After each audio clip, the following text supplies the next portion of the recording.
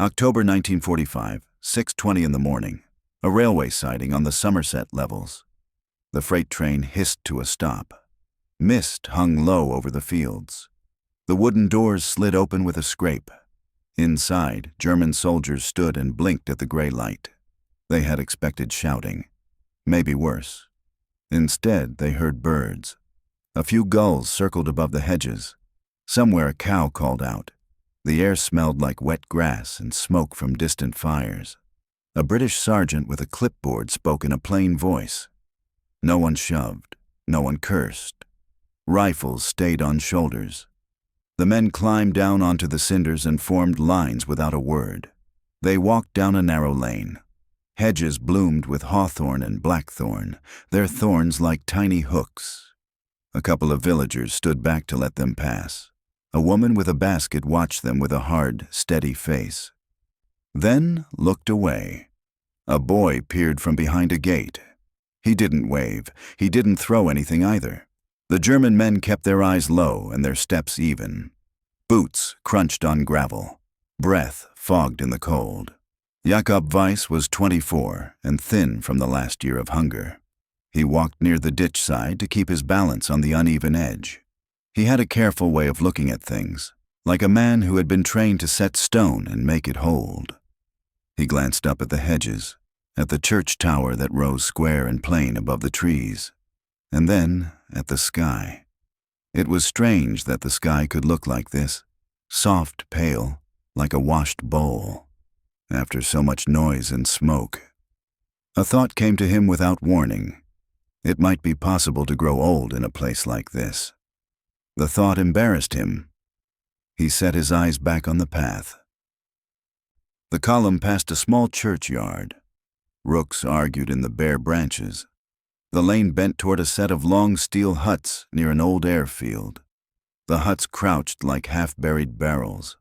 Behind them, wire fences made neat squares. More soldiers waited there, their breath white in the cold. The prisoners were counted again. Then the sergeant started calling out names and farm assignments. Trucks and lorries waited up the lane to take work parties away. "Nora Pembroke," the sergeant called. A woman stepped forward from the gate of a low, wet pasture. She was 29, strong-shouldered, with a wool cap pulled down over her brown hair. Her face was wind-chapped. Mud clung to her boots. She had a look that said she was used to doing hard things and then doing them again. The sergeant nodded to her. "You'll have 8, he said. "Hedge laying, ditch clearing, lifting potatoes, general farm labor, daylight to dusk. Back for roll call at 1900. Nora's eyes went over the men the way a farmer checks a stack of boards, looking for straight lines, cracks, hidden rot. She didn't smile. She didn't frown either. "Right," she said. "Tools, shovels, billhooks, a barrow. Your own as well," the sergeant said. "There's what there is," Nora answered, jerking her chin at a low stone barn with a sagging door. She faced the men. "You follow me. No smoking near the thatch. Mind the ditches. I don't have time to fish anyone out." The 8 prisoners climbed into the back of a lorry. The floorboards were slick and cold. One of the younger men, Emil, 19, nervous, almost slipped. Jakob caught his coat sleeve and steadied him. Emil muttered thanks in German. The lorry growled into motion, bumping along the lane. They passed wet meadows, ditches edged with grass, a gray heron standing like a stick in the water.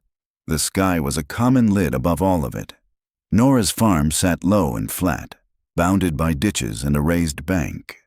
The house was plain, 2 rooms wide, with a tiled roof dark from damp. A small yard stretched to a milking shed. A line of rough stone fence ran from the yard toward the hedge. Part of it had fallen in a slump, as if it was tired. The lorry stopped. The men climbed down. Nora pointed to a rough pile of tools by the barn door. "Start with the hedge," she said.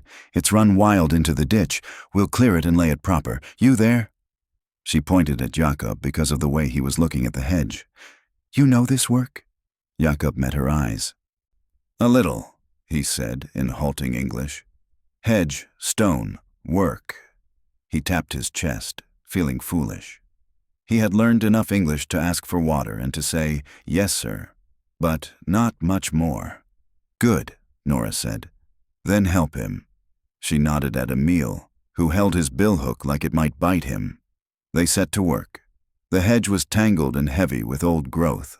Jakob showed Emil where to cut low and where to bend, how to lay the stems so they would live and thicken, not die and rot. He kept his voice low. He showed more with his hands than with words. The others watched, then copied. The rhythm came slow and then faster. Cut, bend, stake, twist. The ditch began to show its clean edge again. The water ran black and cold. A British corporal stood with the sergeant for a while and watched. He didn't bark orders. He didn't help either. He just stood and made sure the line stayed where it should. When a barrow filled with thorn, 2 men hauled it to a heap by the gate. The wheel squealed on every turn. By mid-morning, the men were sweating under their coats. The sun never rose high, but it did take some chill out of the air. Nora moved along the line, checking the work. Her husband had gone to sea in '42 and never returned. Since then, she'd done the work of 2 people. She measured the men by what they fixed, not by where they came from. She said little. When she did speak, she was clear. "Lower," to one man at the ditch. "That cut will kill it," to another at the hedge. "Here," she said once, and took a billhook herself to show the angle. She glanced at Jakob's section and nodded without comment. Around noon, she set a tin teapot near the path. No one saw her do it. The men found it and poured out weak tea into dented cups. The steam smelled faintly of tannin and smoke. They ate hard bread from the camp. No one talked much. A bittern boomed from somewhere in the reeds, a deep, hollow sound that made the ditch water seem wider. After the break, the men lifted potatoes from a corner of the field where the soil was lighter. The ground gave up the tubers grudgingly, as if it had planned to keep them. Fingers went numb. Mud clung to boots until they were twice their size. Emil laughed once when his foot stuck and he tumbled, and the laugh surprised everyone, including him. A thin man in a worn coat passed the lane and leaned on the gate to watch. He was in his early 30s with a tight set to his jaw. His name was Tom Bevan. He had lost his brother in Italy and kept the grief like a sharp stone in his pocket. He watched the Germans work without expression. He did not spit. He did not wave. After a minute, he moved on. By late afternoon, the light had flattened into a dull silver. The wind picked up. The men finished the row they were on and stood back, stretching their backs. The hedge line looked cleaner now. The ditch showed a dark, steady run. The field felt as if it could breathe. On the walk back toward the lorry, Jakob slowed by the low stone wall near the milking yard. He couldn't help it. The wall had settled wrong in a few places. If it stayed like that, frost and rain would break it down and the whole length would give. He put his hand on one loose stone and felt its weight. He turned it, found its bed, and set it back. Then he did another. Then a third. He didn't try to finish. He just found a line that would hold. He stepped back. The wall looked a little less tired. When he turned, Nora was there. She had come to shut the barn door and had stopped to see what he was doing. Her face didn't change. "You've an eye," she said. Jakob shrugged. "Stone tells me," he said, searching for words. "I listen." "Do you?" Nora said, like she was not going to show what that meant to her. "Right." She pulled the barn door closed. "That'll do." As the men gathered by the gate, Reverend Hollis walked up the lane with his hands in his coat.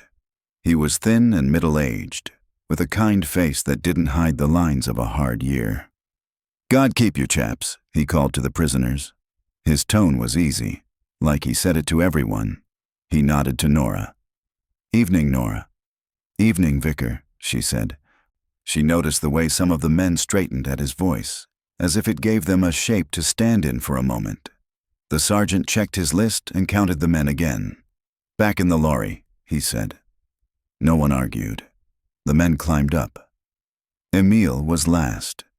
He looked back at the hedge they had laid and smiled a little. It looked like work that would last through winter. That felt like something to him. Before the lorry pulled away, Nora walked to the edge of the path with a small square of paper and a stub of pencil wrapped in twine. She didn't hand it to anyone in particular. She just set it on the post near the gate where the men would see it. "For a letter," she said, half to herself. Jacob saw it and looked at her. He touched the brim of his cap in thanks. He wanted to say more. He didn't have the words yet. He would find them later. The lorry rumbled out into the lane. The hedges slid by, thorns and berries bright against the gray. The sky leaned lower. Smoke rose straight from a few chimneys, then blew flat. The prisoners didn't speak. They were tired in the right way, tired from work, not from fear. That was a new feeling. Back at the siding, the train cars waited like dark teeth in the mist. They would ride a short distance back to the camp outside the airfield, to the rows of Nissan huts, to the straw mattresses and the draft that slipped under the doors. They would line up for soup and bread and sleep with their boots near their feet so they could find them in the dark. There would be an English lesson after supper, chalk on a board, spade, gate, bank, careful. A projector might run later, showing films the men didn't want to see and couldn't forget. On Nora's farm, the evening settled. She latched the barn and walked down the path. She stopped by the wall where Jacob had set the stones. She put her palm on the top course. The stones were still warm from the weak sun and the work of the day. The line held. She let her hand rest there for a moment. She didn't think about kindness. She thought about what had to be done before frost. The bank needed shoring. The south gate dragged in the mud and would need rehanging. The hedges would come back greener in spring if laid right now. She thought about the 8 men who had worked without complaint.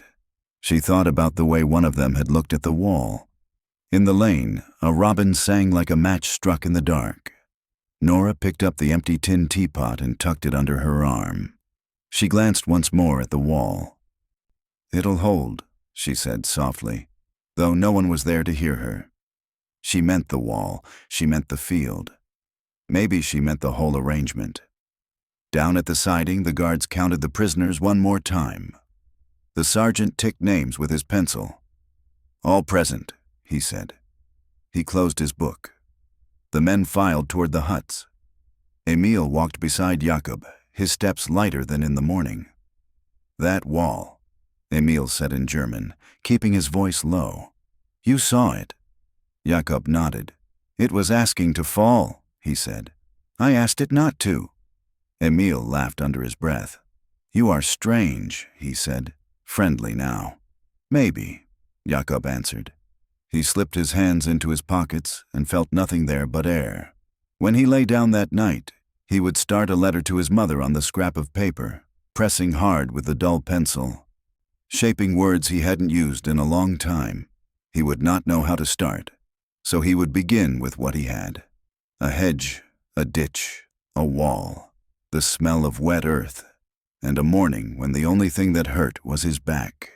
In the village, Tom Bevan shut his door against the cold and stood in his small kitchen with the kettle on the stove. He thought of the men in gray on Nora's land and of his brother in a grave he had never seen.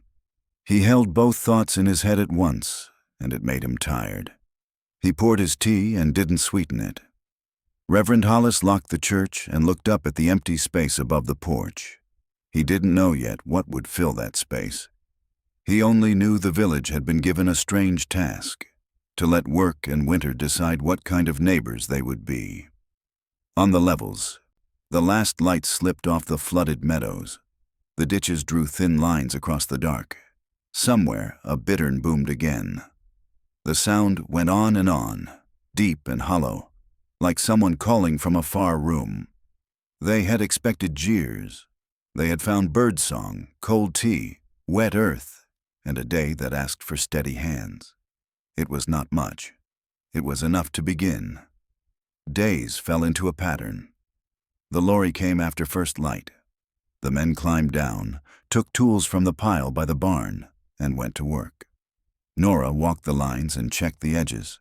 She didn't praise. She didn't scold much either. When she did, it was clear and quick. Lower. Mind the cut. Don't choke the ditch. The men listened and fixed what she showed them. Jakob liked the way work made time simple. Hedges first, ditches next. Then whatever needed hands that day, lifting potatoes, rehanging a loose gate, hauling thorn to the heap.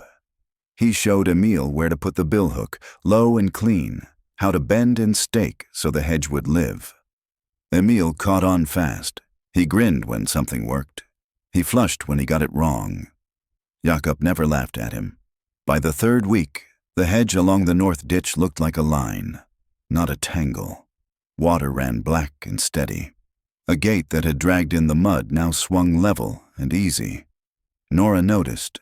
She kept moving so she wouldn't show too much of what the noticing did to her.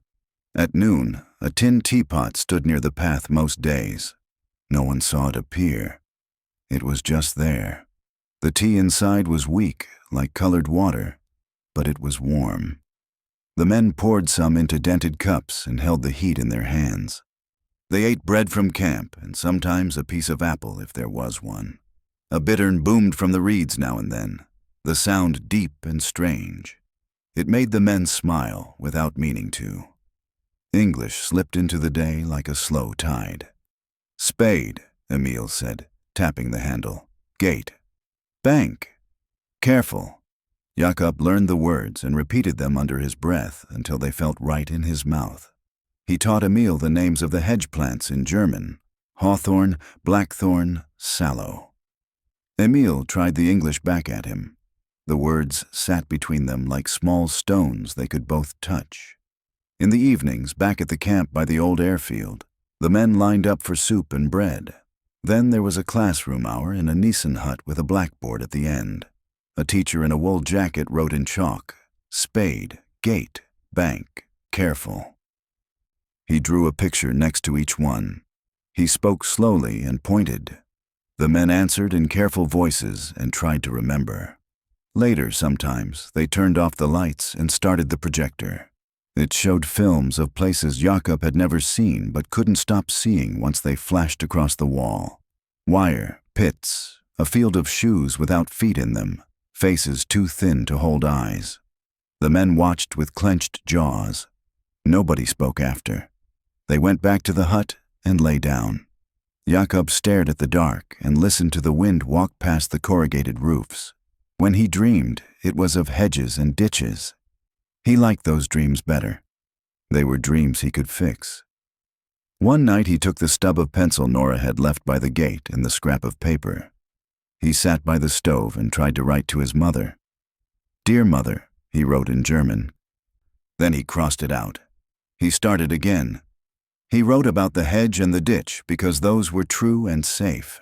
He wrote that the morning was quiet. He wrote that people did not shout. He stopped when the paper was full and put it in his pocket. He would find a way to send it later. He wanted to make a copy, but he had no paper left. A storm came through on a Friday. The wind crawled under the roof tiles and pried at them. It rattled the barn door. Rain came in slashes, then turned to hard pellets that stung a man's cheek. A branch snapped and jumped into the lane. On Sunday morning, Reverend Hollis found slates gone from the church roof. Water had come in and made a brown stain in the ceiling near the bell rope. He stood under it, hands on hips, and sighed. On Monday, Nora looked up at the steeple as she passed with a rake on her shoulder. She halted. "Vicar," she called when she saw Hollis near the porch. Roofs open to the sky. "I've noticed," he said, smiling a little. "I've sent word to the diocese. They will send promises. Promises are slow." Nora looked down the lane where the lorry had stopped. The men climbed off, blinking at the wind. She didn't think long because long thinking wouldn't change what needed doing. She went to the sergeant. "Can you spare them an hour after field work?" she asked. "The roof on the church is letting water. If it keeps at it, the beams will rot." The sergeant shrugged. "So long as I can see them," he said.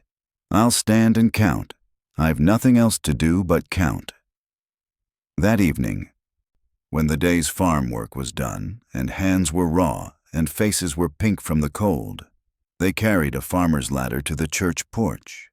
Jakob stood under the eave and studied the slate and timber like it was a page he knew how to read. He ran his fingertips along the edge and felt how the wind had got under the tile. "Rope," he said, and someone brought it. He climbed slow, tied himself off, and moved with a mason's caution. Emil held the ladder. Nora stood below with a basket and passed up the tools he asked for in simple words and nods. They could not fix it all. They could patch what was open. Jakob set slate back the way a good word sits in a sentence. Flat, no gap, no push. He pressed gently and felt it hold. When he finished, he sat with his back to the roof and looked out across the village. The light was thin and clean after the storm. He could see the hedges they had laid and the dark lines of ditches they had cleared. He tied off one last knot, climbed down, and stood in the porch's shadow. While the sergeant talked to the vicar about signatures and lists, Jakob reached into his coat and took out a small scrap of stone he had pocketed days ago from a broken lintel on the barn. He had shaped it with his knife in the evenings when the others slept. It was the simple shape of a swallow, wings tucked like it was about to slide into air. He looked up at the gap in the porch lintel where a piece had gone missing long ago. In a breath, he fit the bird into that space. It sat there as if made for it, small and quiet, gray on gray. He said nothing. No one saw. The next morning, Nora set a square of blue carbon paper and a cleaner pencil on the gatepost where the men picked up their tools. "For your letter," she said without looking at anyone. "Make a copy. Post is slow. Things get lost." Jakob held the carbon paper like a marvel. He had used it once years ago in a shop office. It left a soft ghost of what you wrote. He folded it into his pocket like it might fly away. "Thank you," he said in careful English. He wanted to say he had worked on the church roof, that the tiles would hold for a while, that he had left something small there in thanks. He did not. The words were not ready yet. Work went on. The fields took shape. A gate that had sagged now swung true. The hedge took a set that would hold through wind. Nora's voice came less often. When it did, it was to ask, not to tell. "What do you think about the South Bank?" she said to Jakob one morning, almost surprising herself with the question. He walked the edge, looked at how the water sat after 2 nights of rain, and pointed. "Here," he said. "We build a little higher. Not much. Enough." She nodded. "We'll do it this week," she said. It was a small thing, but it felt like he had been asked to be part of the farm's thoughts. Then the watch went missing. It was a Tuesday. The grocer's boy had made his deliveries in the morning. A sack of feed here, a box of tea there. By afternoon, the news was moving through the village like wind through reeds. The grocer's silver watch was gone from the shelf where he kept it near the till. He had set it down for a moment. Now it wasn't there. People turned their heads toward the camp without saying the word. Tom Bevan stood with 2 others outside the pub, his face closed. "What did you think would happen?" someone said. "You bring them into the fields and then the village," another put in. The talk grew hard and tight. No one had seen a German near the shop. That didn't matter much to the talk. The camp commandant got a phone call. By evening, he had an order. "All local work parties suspended until further notice," he told the sergeant. The next morning, the lorry did not come. The men lined up anyway, out of habit. Then they drifted back to the hut and cleaned the floor again. By afternoon, they were walking the inside edge of the wire for something to do. They watched clouds stacked low over the levels. They watched rooks argue on the fence posts. They watched nothing happen and felt useless in a way that made the day long. Nora looked at the field and at the tools stacked by the barn. Her hands itched with work that could not be done alone. She went to the vicarage and knocked on Reverend Hollis's door. "It's foolish," she said, "to stop all work over a watch when the bank needs shoring." "It is foolish," he agreed. He poured her tea and said nothing else. He had learned that words did little in the first wave of anger. They did more when the wave broke. 3 days later, the grocer found the watch. It lay under a sack of feed in the back room. The delivery boy had slipped it there by accident when he'd been afraid he would drop it while lifting. He set it fast and red-faced. The grocer told him to mind himself and told no one else. Still, news finds its own way. By the weekend, the word was moving through the village that the watch had turned up. No one sent a message to the camp. No one said sorry to men who had walked circles for days. On Monday, the lorry came again like it had never stopped coming. The men climbed down. They did not talk about the days they had lost. They lifted tools. They went to the hedge they had left half-finished and began again. Tom Bevan walked past the gate without stopping. He did not spit in the dirt. He did not speak either. He looked away and kept walking. It was not much. It was something. That afternoon, Reverend Hollis locked the church and turned toward the lane. Then he paused. Something had changed in the porch, something small. He squinted at the lintel. A tiny stone bird sat in the gap that had always bothered him, tucked tight as if in flight. He smiled before he meant to. He didn't touch it. He didn't say anything to anyone. He stood under it for a moment, like a man under a sign, and then went on. By week's end, the south bank had a new top course of sod laid and tamped. The ditch ran without argument. Nora watched the water move and felt relief in her chest. The men put away their tools. The sergeant marked the time. On the way to the lorry, Emil kicked at a clod and sent it skidding. "Christmas soon," he said in his mix of German and New English, not sure who he was saying it to. "Christmas," he repeated, trying the word like a small new coin. "Maybe," Jakob said. He did not know what Christmas would be this year. He had known Christmas in a shop room with a pine branch stuck in a bottle, and he had known it with his mother's soup and bread, and he had known it with cold and noise and no candles at all. He looked at the church roof, remembered how the slate had felt under his hands, and hoped it would hold through winter storms. That night, he took the pencil and the carbon paper and wrote the letter again, slower, pressing hard so the copy would come through. He wrote about the hedge. He wrote about the ditch. He wrote about the church roof and the way the wind smelled after a storm. He did not write about the films. He did not write about the watch. He wrote, "People here are quiet. They drink tea. Birds sing in the morning." He signed his name and folded both sheets. He put one in the camp post and slid the copy under his mattress like a small insurance against loss. Nora sat at her table with the farm books open. Numbers were thin. Hay was thin. Coal was thin. She made a list for morning and set it under a cup so it would not blow away when the door opened. She thought about the week the men had been kept from work. She thought about the watch and the way rumors had moved like smoke. She thought of Tom Bevan's set jaw and how he had not spat. She did not make much of it. She made a note to ask the men to start on the east hedge if the weather held. Wind pressed a palm against the window and let go. Somewhere a fox barked once. The levels breathed under the dark. The church roof held. In the porch, a small stone swallow sat polite and still and kept its own counsel. By late autumn, the land turned the color of old coins. The hedges held their shape after the first real frosts. The ditches ran black and sure. The days came short and left early. The men worked inside that small window and then went back to the camp when the light died. On Sundays, when work paused, the village gathered at the low church with the square tower. The air inside smelled like cold stone and damp wool. Reverend Hollis stood in his plain robe and spoke in a voice that reached the last pew without strain. One Sunday in early December, he cleared his throat and looked out over faces he knew in light and in shadow. "The Home Office has changed the rule," he said. "For Christmas, families may invite German prisoners into their homes. If you have room at your table, have room. If you have a spare plate, consider it. No one is compelled. Consider what kind of people we want to be in a lean year." The words went out and hit hearts in different ways. Some people shifted in their seats. Some folded their arms. A few nodded.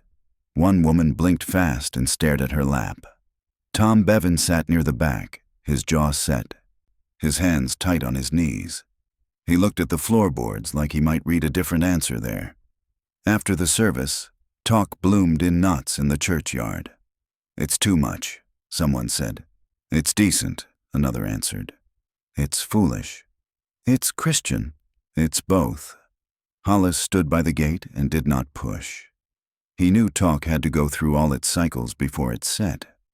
Nora came down the path with her cap low and her hands in her sleeves. She paused by Hollis. "If I do this," she said, "I don't want fuss." "No fuss from me," he said. "Only a smile."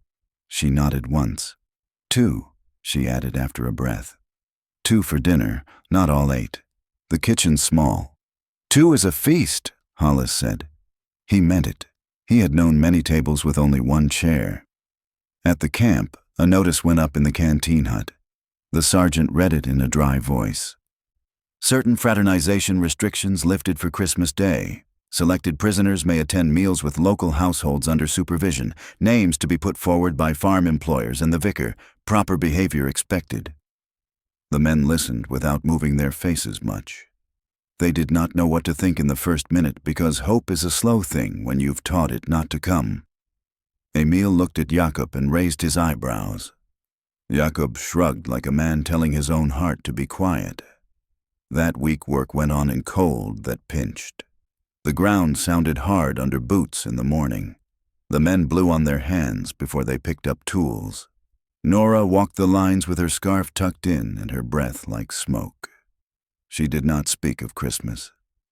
She checked the south bank and the east hedge and the gate by the byre. She went home in the early dark and made lists no one saw. At the camp in the evenings, a teacher left a paper chain and a pot of paste on a table in the classroom hut. He didn't say it was for cheer. He said, "Here," and left it, and the men's hands did the rest. They tore and looped and joined the thin colored strips into a chain that had more length than weight.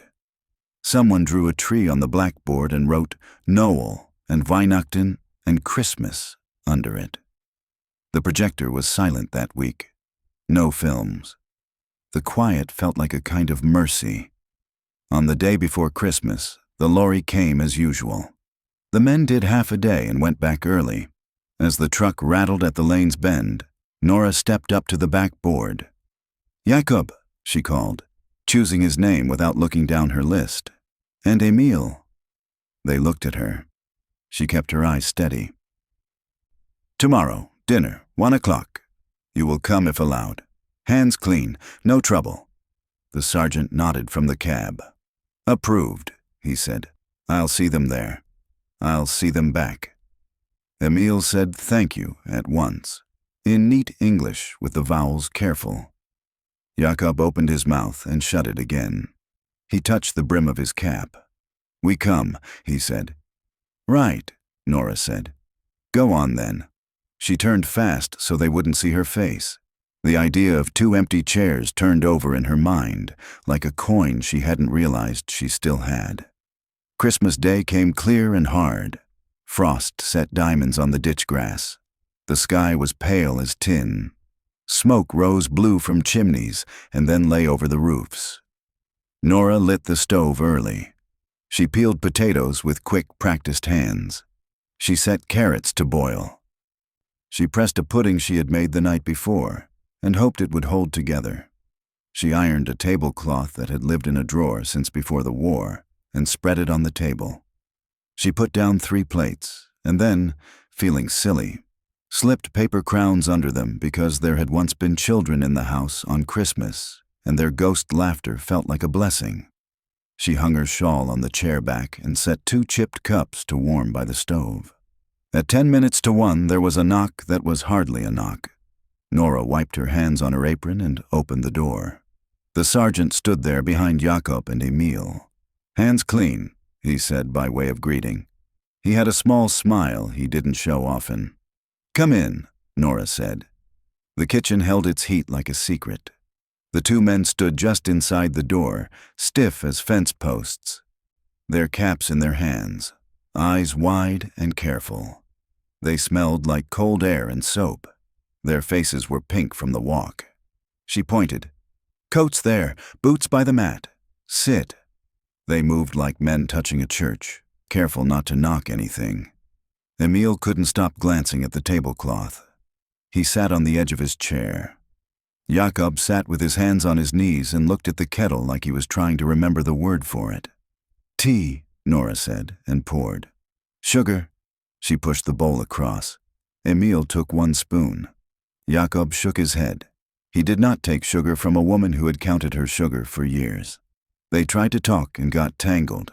Farm, Emil said, meaning to say the farm was good, that the work was honest. Hedge, he added, because that was a word they all shared. Nora nodded. Hedge is good, she said. Hedge will be greener in spring. Greener, Jacob repeated, and smiled like the syllables themselves did him good. He touched the paper crown near his plate but did not put it on. They ate simple food like a feast. Potatoes, carrots, a thin slice of meat, bread. Nora watched to see if they would bolt the food the way men do when they have had to fight for it. They did not. They ate steady, tasting each bite like a memory. They said thank you more than they needed to. She felt something ease in her chest that had been tight a long time. After the plates were cleared, she brought the pudding. She had burned the edges without meaning to.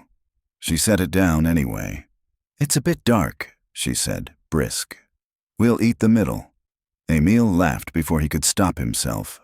Jakob smiled and shook his head like he was seeing a miracle. They ate the middle, and it tasted sweet. Nora poured a small toast, cider a little sharp, and lifted her cup. To those present, she said. To those absent, Reverend Hollis said from the doorway, because he had come in with the sergeant for a moment and stood there with the easy grace of a man who is always in rooms he doesn't own. They all took a sip. For a stretch of time, the war stepped back out of the room. The stove ticked. The clock clicked on the mantel. The frost light through the window made everything neat and bright. When it was time to go, Jakob and Emil stood and reached for their coats. Jakob hesitated, then reached into his pocket. He took out the clean copy of his letter, written on the carbon sheet. He held it out to Nora with both hands. Please, he said. Post. He could have given it to the sergeant. He did not want to. He wanted Nora's hands to be the hands that sent his words over water and land. I'll take it, she said, her voice plain. She slid the letter into her apron pocket.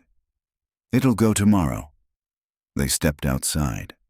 The cold bit after the kitchen's warmth. The yard was edged in white.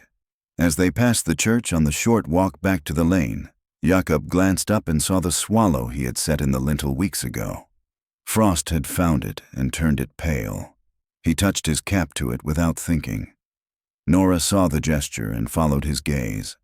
Her eyes narrowed. She saw the small bird where there had been a hole. She said nothing. She tucked the knowledge away like a coin. On their way back to the camp, they passed Tom Bevan on the lane. He stood with his hands in his coat and his collar turned up.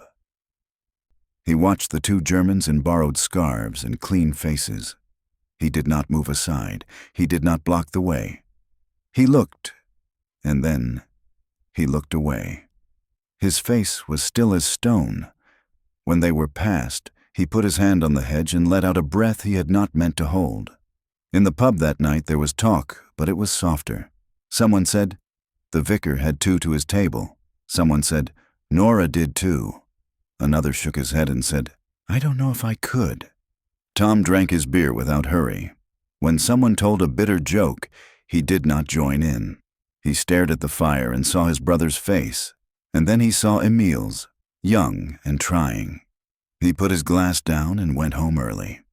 Back at the camp, the men told the others what a kitchen felt like on a cold day, what tea tasted like in a real cup, how the tablecloth had been smooth under their hands.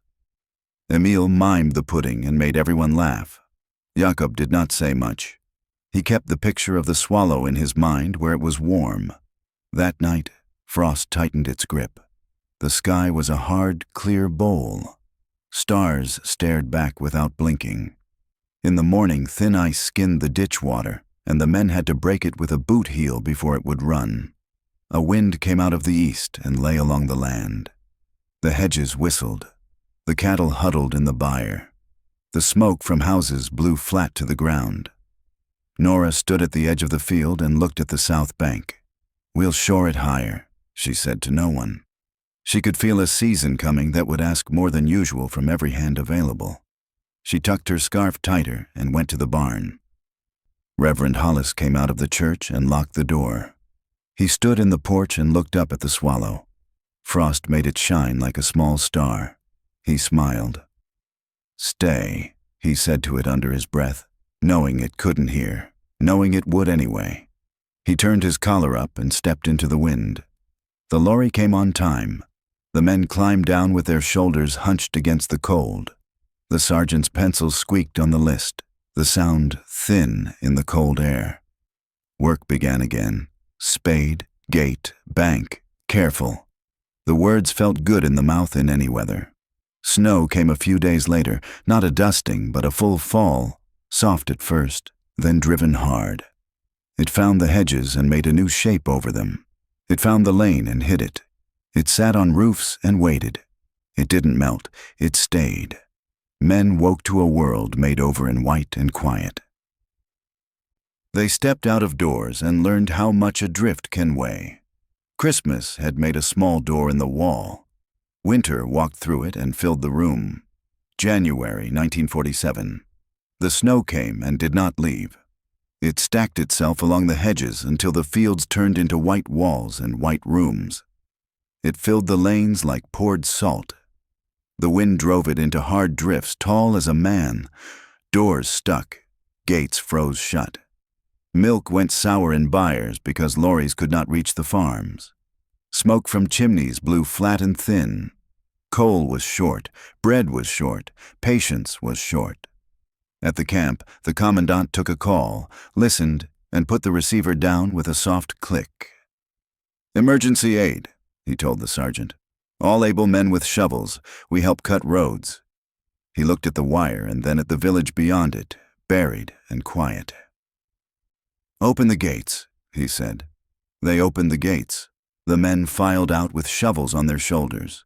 Villagers and soldiers were already in the lanes, faces red with cold, scarves stiff with frost. The wind cut through every coat. Reverend Hollis walked up and down with a kettle in a carrier and poured weak tea into anything that would hold it. "Careful," he said, as if care could be poured too. He kept saying it, like a blessing you can carry in your mouth. They dug. The work had a rhythm you could live inside. Cut a path, throw the snow, stamp a line, cut again. The men formed a chain, boots braced, shoulders bent. The ditch edge told them where the lane should be under the white. Voices carried in short, hard bursts. "Lift! Left! Mind your foot!" Ice cracked under heels. Hands stung, then went numb, then burned again. Steam rose from backs like breath from horses. Jakob found himself at the lead more often than not because he had a way of reading the ground, even when he couldn't see it. Hedges that he had laid showed as low humps beneath the snow. Ditches he had cleared whispered their lines. He said little. He swung, lifted, moved, and made room for those behind him. Nora swung a shovel until her arms shook. She wasn't the only woman in the lane. Plenty of hands came, old and young. At midday, she looked up and saw the camp party coming along the cut path. Gray coats white with blown snow, faces raw, eyes focused.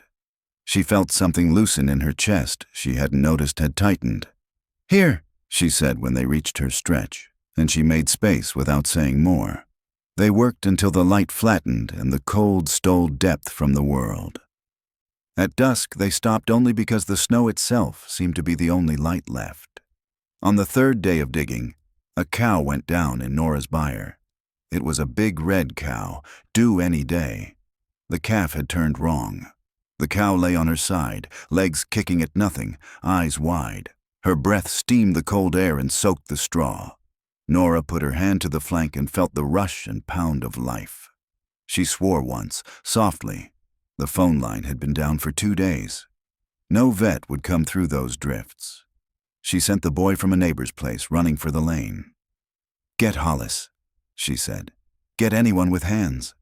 Jakob was shoulder-deep in a drift with Emil and Tom Bevan when the boy reached them. "Nora," the boy panted. "Cows down, calf wrong way." Tom looked toward the farm and then at the cut they hadn't finished. He jerked his head. "Go," he said to Jakob, and hated himself a little for how fast he said it. "I'll keep the line." Jakob and Emil ran, their feet punching through the crust. The buyer smelled of animal and cold and panic. Nora stood with her sleeves rolled past her elbows, breathing in little sharp bites. "You," she said to Jakob. "You've steadier hands. Can you hold her?" Her voice did not shake. Her eyes were steady. She had delivered lambs and once a foal with help. But this was different, bigger, riskier. But the calf was alive. She could feel it. She would not lose it if there was a way not to. Jakob didn't have the right words, but he had the right hands.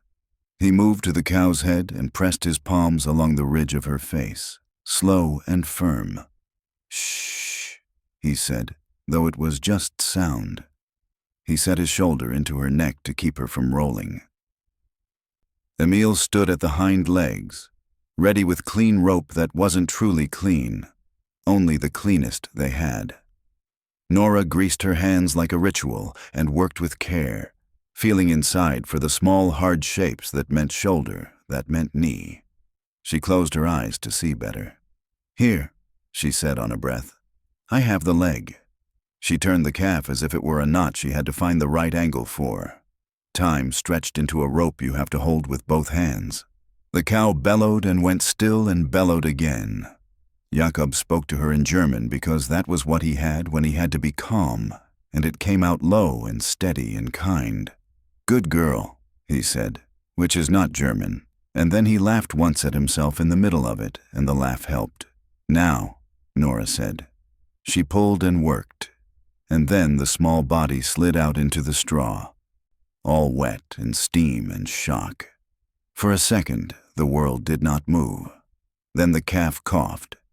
It twitched. It tried to find what was up in a world that had been all one shape a moment before. "Blanket," Nora said, and Emil had one already because he was good at waiting with the next thing in his hands. They rubbed the calf. The cow turned her great head and moaned a low sound that made the air shake. Jakob eased back and let the cow see her calf, and then he laughed again, tired and happy. They stood there for a minute, all four of them, breathing like people who had been pulled underwater and come up again. Nora's eyes went bright, and then she blinked hard and wiped her face with the back of her arm. "Good," she said, too brisk. "That's good." They went back to the lane. The diggers had cut through the drift past the old willow and were working toward the bend. Tom Bevan's hat was rimed with ice. He looked up when he saw Jakob. "Well?" he asked before he could stop himself. "Alive," Jakob said, finding the simple word first. "Cow, calf, both." Tom's jaw worked once. He looked at the shovel in his hands, then back at Jakob. He pulled a flask from his pocket and held it out. "Here," he said. Jakob took it, surprised. The metal was cold on his palm. The liquor inside was sharp and hot and friendly. It ran down his throat like fire that didn't burn. He handed the flask back and met Tom's eyes. They didn't say thank you or you're welcome. They didn't have to. The lane threw their breath up in white puffs and carried it off. That afternoon, a bus stuck beyond the bend. You could hear the engine trying and failing and then going quiet. The bus roof had a soft white hat. Inside, people sang to keep warm, not for joy. When the men reached it, they set their shovels to the wheels in the undercarriage, clearing the packed snow like stone from a trench. They pushed on the count. Once, twice. "Again," someone said, and the word had weight. On the third push, the wheels bit, twisted, and then rolled. The bus groaned forward. A cheer came from inside, thin and tired but real. A small boy waved at everyone and then hid his face in his mother's coat. The driver's eyes went wet. He lifted a hand in a quick salute toward the line of men and kept going, slow as a tractor in mud. The days blended. The cold did not let up. The wind found new ways into sleeves and boots. All the while, work held people upright. Hollis's kettle never ran out, though he kept saying, "Last pour," and then poured again. The sergeant counted heads and did not hurry them back when the light stayed dead on the horizon, and the snow kept its own time. At the edge of the camp one morning, a sack of coal appeared. No note. The guard on duty swore he hadn't seen who left it. He had seen a man-shaped dark that moved like it knew the lanes by muscle and not by sight. Tom Bevan said nothing when asked nothing. One evening, when the sky was a flat plate and the wind had decided to scream for a while, the sergeant tacked a notice to the hut door. It flapped until someone pinned the corners with a nail. The men gathered around. The paper was thin, the ink a little smeared. Repatriation schedules posted, names by dates, trains to the port, boats to the continent, orders. Jakob read down the list once and didn't find his name. He read again, slower. There it was. Weiss, Jakob, 1 week. He did not say anything. His eyes moved to Emil's row. Emil was later, a month and a bit. Jakob felt the space between the lines of ink and tried to stand inside it. He went back to his bunk and lay down without taking off his boots. Snow blew under the hut and made the air taste like a tin spoon. He put his arm over his eyes and saw the cows steam again, the calf's first breath, the bus moving, Tom's flask, Hollis's kettle. He had thought about leaving, of course. He had thought about it like a person thinks about a far shore while bailing a leaking boat. The thought was a shape in the distance you could not touch. Now it had a date. The shape came closer and did not fit in his chest. 2 days later, a Red Cross letter found him.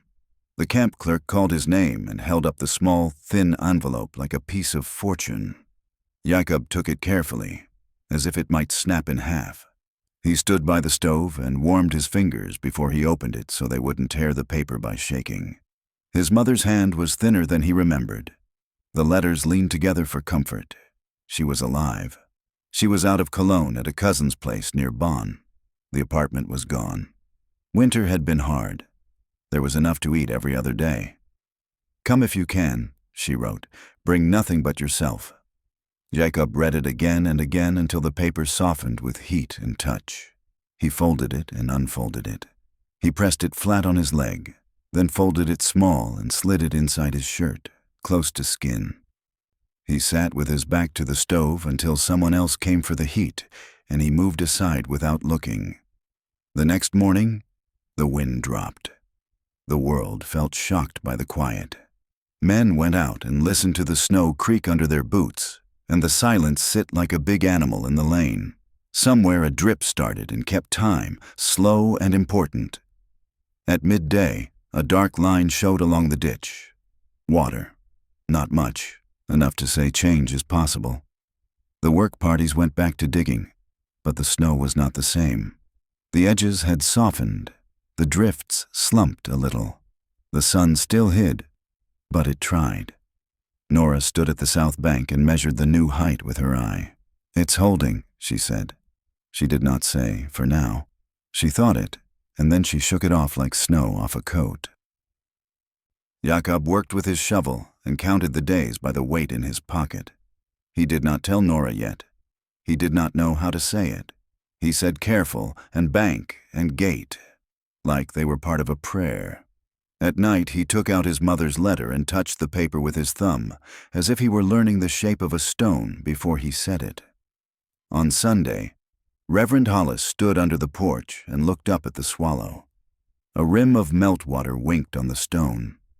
He smiled. "Good," he said softly, "because good things should be named even if they are small, even if they are hidden, even if they are only a bird made of rock in a world made of cold." Then he went inside to light the stove that would not heat the church, but would at least keep the hymn books from freezing. The great winter would not give up all at once. It would leave the way stubborn things leave, step by step, grudge by grudge, thaw by thaw. The men kept walking the lanes with shovels, and the village kept showing up. In the huts, the lists stayed on the door. The paper edges curled. The ink spread a little where the damp touched it. Orders are like weather too, Jakob thought. You can hate them and still you dress for them. On the third week's end, clouds broke on the horizon at dusk. A bit of light fell through and made a cold topaz line above the far hedge. Everyone stopped and looked at it. No one clapped. They just held it with their eyes as long as it lasted. Then they picked up their shovels again. There were still roads to cut. There was still a week. There were still things to hold in your hands that told you who you were, a handle polished by work, a flask passed without a word, a letter folded close against your heart. By March, the snow began to lose the fight. It slid off hedges in soft folds. Water showed along the ditches like lines written in ink. The lanes came back, not all at once, but enough to guide a foot. People stood in their doors and let the quiet, wet sound of thaw soak the edges of their anger.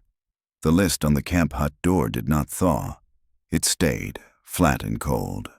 Jakob traced his name with one finger and counted the days without moving his lips. He did not tell Nora for 2 mornings. On the third, he did. He waited until the men had started on the east hedge, and Nora had stepped back to check the line. "I go," he said. He touched his chest with 2 fingers. 1 week.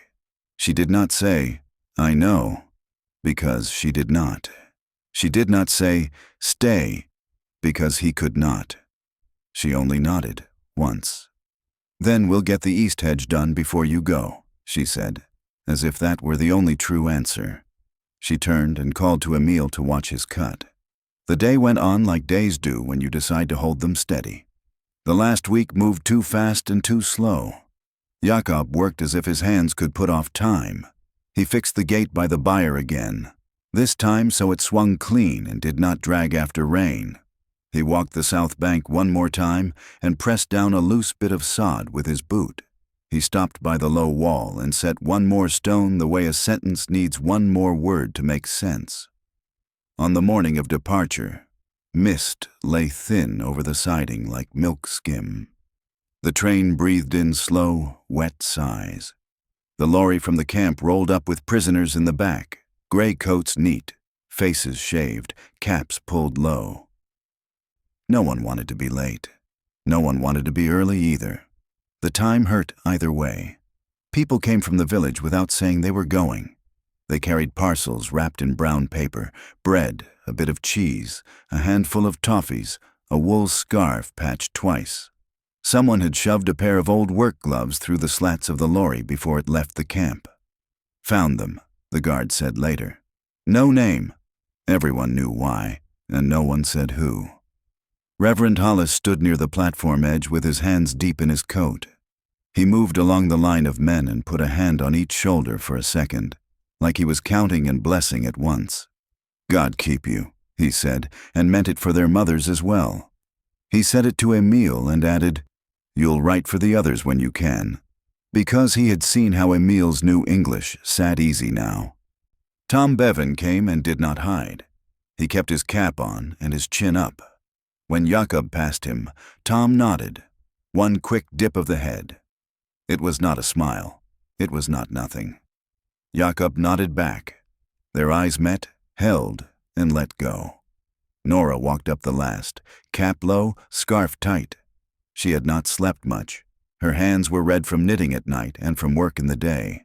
She held a small bundle. "Here," she said, and pushed it into Jakob's hands. "It's not much. It's warm." It was a cap, blue, a little lumpy where she had miscounted and fixed it without starting over. She could not start over. There was no time. "Wear it," she said, as if it were a command. Jakob looked down at the cap like it was a thing made of light. "I will," he said. He pulled it on at once. It fit a little tight. That made him smile. He reached into his coat and took out something wrapped in old newspaper, small and light. He held it out to Nora with both hands. "For church," he said in careful English. "For the porch." She took it but did not open it there. She could feel the shape through the paper, smooth, curved, familiar, in a way that made her throat close. She tucked it into her pocket like a secret. They did not say goodbye in long words.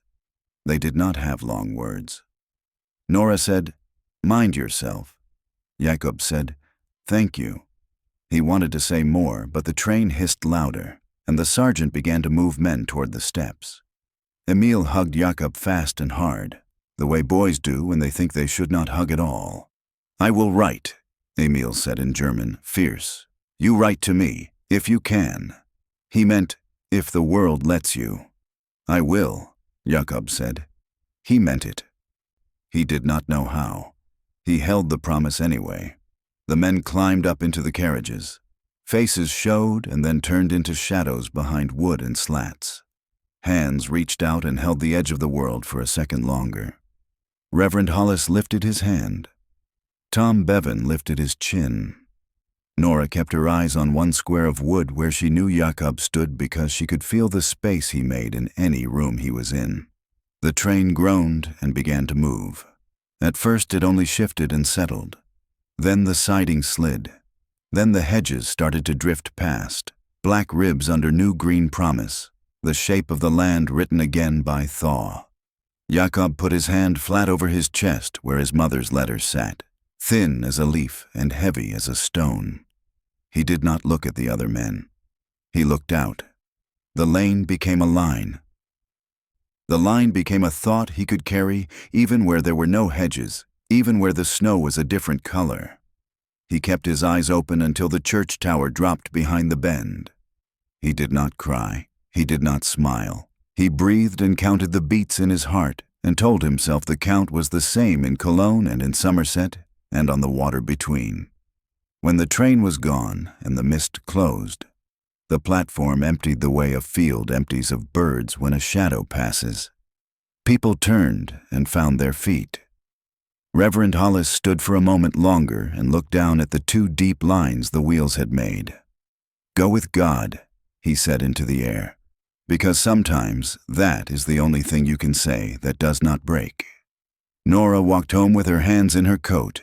She did not open the bundle until she reached the kitchen table. The paper fell away.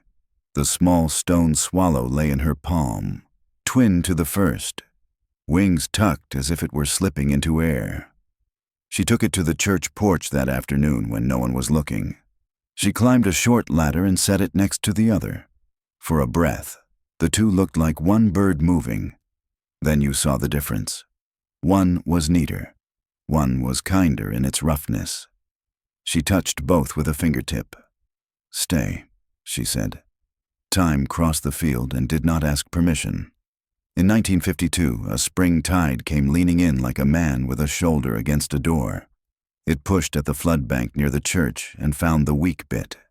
The water ate and ate until the clay wobbled and the ditch foamed. Reverend Hollis stood on the lane and felt the old fear that comes when water decides to be louder than land.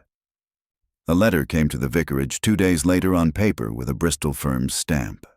It said a team could come to advise on repairs. It said one of their men had, if it was not trouble, a mind to give a week without charge. He had worked in the parish once. He wanted to set his hands to the bank. The lorry rolled up on a Monday with a load of stone and 3 men in jackets with the firm's name on the back. When Jakob jumped down from the back board, he did it the way a man does who knows how to land on soft ground without splashing. He was a little heavier in the face. There were lines at his eyes that had not been there before. His English came out easy now when he said, "Vicar." He took off his cap and turned toward the lane. Tom Bevan was there first. He held out his hand like a man throwing a rope. Jakob took it. Their hands were rough and sure. Neither spoke for a beat. Then Tom said, "Right then," as if they'd just stopped for a drink and were ready to go back to it. Nora stood a few paces away with her arms folded and her mouth crooked like she didn't want to smile and couldn't help it. "You took your time," she said. "I had to learn enough," Jakob said. He meant the trade. He meant the words. He meant the space inside himself where both could fit. They went to the bank. The water pressed from one side with a steady push. The men set boards, drove stakes, laid stone into the soft clay, and tamped with the flat of the hand. It was slow work, patient work. It was what Jakob knew best.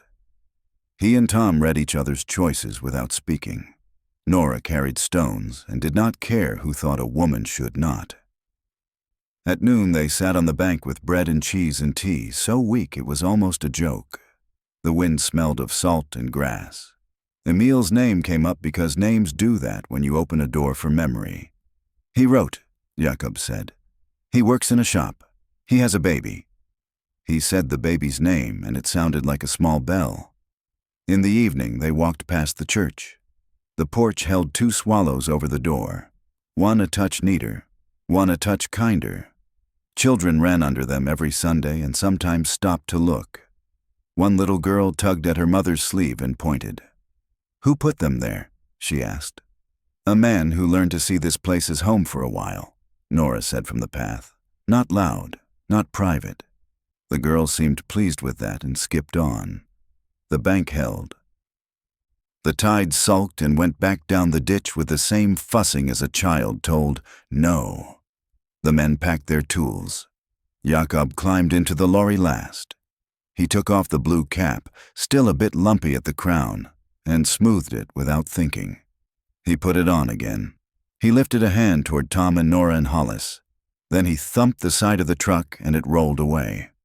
The village did not make a speech about what had happened in the years between the siding and the flood bank. It did not need to. It had a hedge that grew green. It had a wall that held a straight line.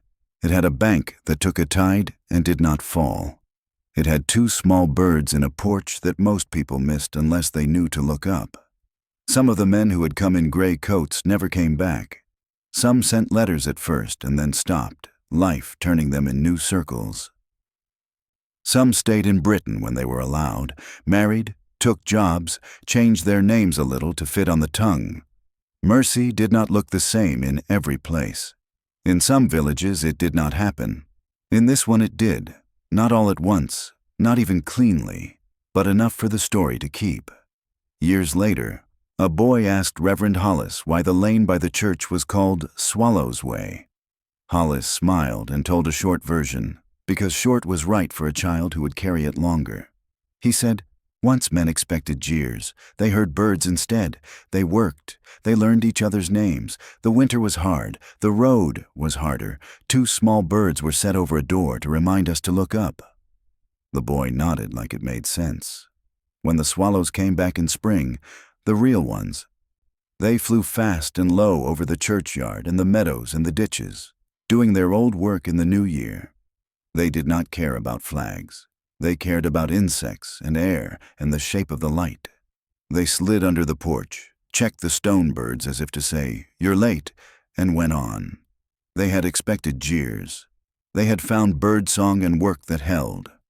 Years later, the sound still lived in small, ordinary things. A cap pulled low on a cold day, a handshake that meant more than it said, a wall that did not fall when the weather tried it.